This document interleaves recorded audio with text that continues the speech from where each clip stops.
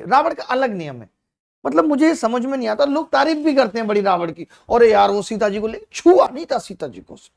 पहली बात तो बिना छुए उसने उठाया कैसे था, छुआ था, पहली बात तो यही गलत हो गई। दूसरी बात, जब तुम इतने शरीफ हो तो ये जो डील तुम वहां जाके कर रहे थे कि मेरी हो जाओ नहीं तो ऐसा होगा, ये तुम वहां खड़े खड़े भी कर सकते थे।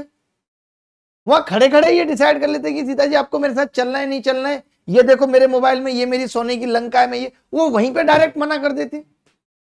तो तुम्हारे नियत तो तुम्हारी खराब थी।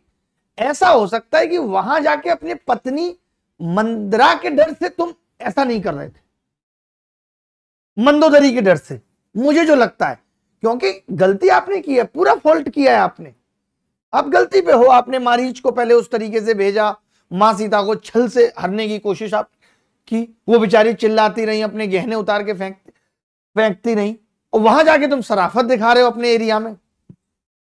भैया बदतमीज तो तुम थे। नहीं मैं गलत कह रहा हूं, आप बताओ।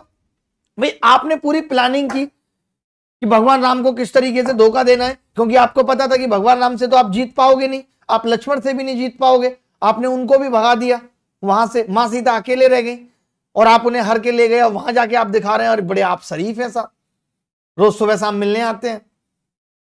तो रावण ऐसा है, ये सब शराफत हम भी समझते हैं, ये सब नौटंकी है और कुछ नहीं है तुम्हारी।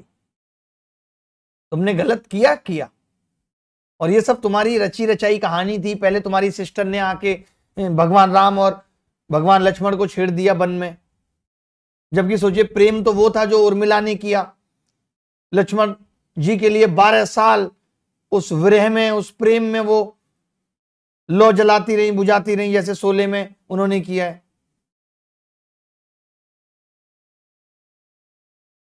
भगवान श्री राम ने तो ये दिखाया जीवन में कि ना हिम्मत से ना हारना, और हिम्मत मत हारना, दो चीज है।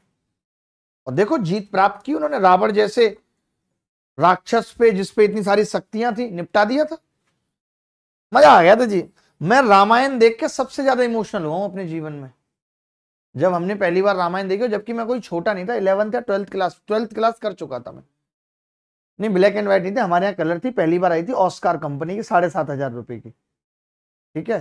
तो हमारे यहाँ कलर आई थी पहली बार, जब कुछ बड़ा होता है तो बड़ा होता है, ठीक है। और बेस्टॉन की सीडी थी, दोनों ही फूक गए थे 1 महीने में।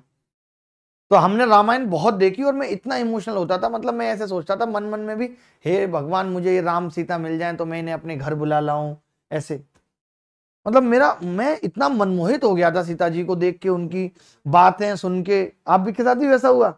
और मेरे साथ बड़ा होके हुआ ये, मैं 12th पास कर चुका था तब।